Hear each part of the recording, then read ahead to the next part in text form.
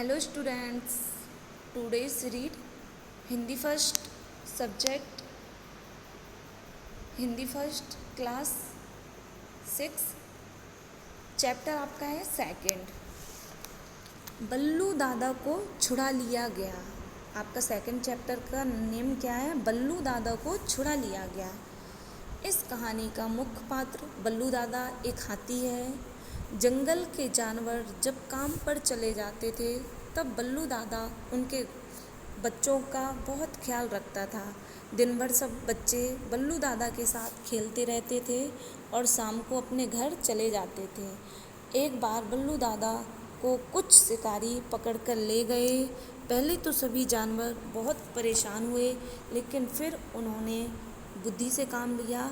सभी ने मिलकर सभा की और बल्लू दादा को छुड़ाने का निश्चय किया। मंत्री खरगोश को तरकीब सूझी। उसने सभी जानवरों के साथ मिलकर अपनी तरकीब को अंजाम दिया। फिर सभी बल्लू दादा को छुड़ाने में सफल हो गए। एक कहानी हमारे दिव्य रमेश द्वारा लिखी गई है। बल्लू दादा पर सभी जानवरों को इतना ज़्यादा भरोसा था कि काम पर जाते समय वे अपने छोटे छोटे बच्चों को उनके सुपुत्र कर जाते थे, मतलब उनको सौंप जाते थे। बल्लू दादा को भी बच्चों से बहुत प्यार था। उनका घर नदी के किनारे था। सारा दिन वे बच्चों को ऐसे ध्यान से रखते जैसे वे खुद उनके ही बच्चे हों। कभी कभार ऊधम मचाते, बच्चों को डांटना भी पड़ता तो प्यार से डांटते थे।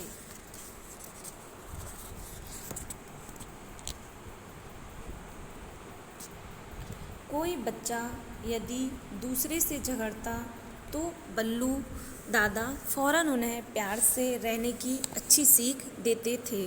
वे बच्चों के साथ बच्चे की तरह ही हो जाते। शाम को नदी के पास जब बच्चों को इकट्ठा कर लेते, फिर अपनी सूंड में पानी भर भर कर उन पर फव्वारे की तरह पानी छोड़ते। सब बच्चे खूब हा हा हू हू करते और मौज मनाते। वे कहते जाते और बल्लू दादा भी जब तक थककर चूर ना हो जाते उनके साथ खेलते ही रहते। शाम को जानवर बल्लू दादा को धन्यवाद देकर बच्चों को घर ले जाते। अब तो बच्चों का यह हाल हो गया कि जिस दिन किसी के माँ बाप काम पर ना भी जाएं, उस दिन भी वे बल्लू दादा के पास आ जाते।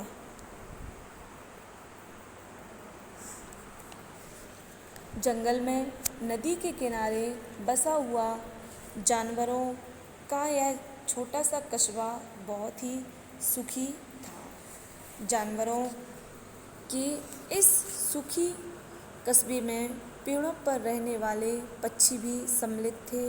खरगोश को उसकी सूझबूझ के कारण पशु पक्षियों का मंत्री बनाया गया था।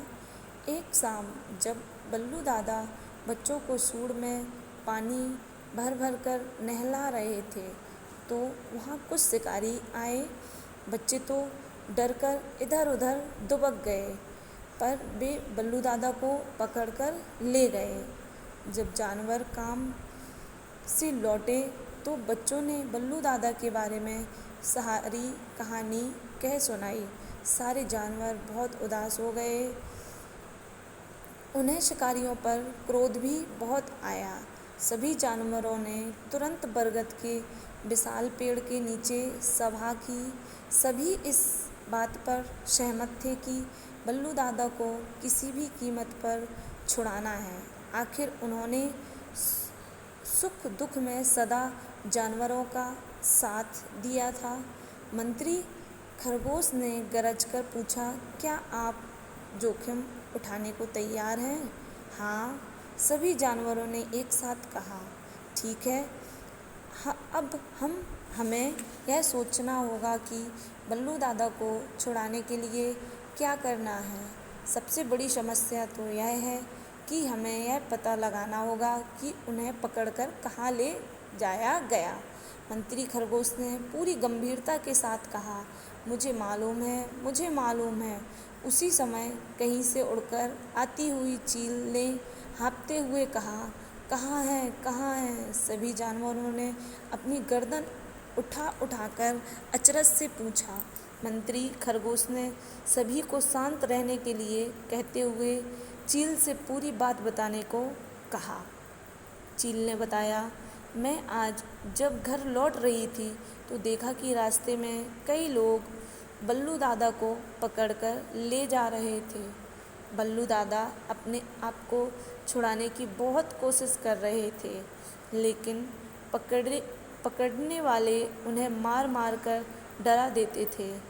बल्लू दादा की आंखों में आंसू भी थे। मैं समझ गई कि ज़रूर कुछ गड़बड़ है। बस मैंने आवाज़ लगाकर बल्लू दादा का ध्यान अपनी ओर खींचा। बल्लू दादा ने जब मुझे देखा तो मैंने झट कह दिया कि आप घबराओ मत बल्लू दादा, मैं आपके साथ उड़कर जगह देख लूँगी जहाँ ये आपको ले जा रहे हैं।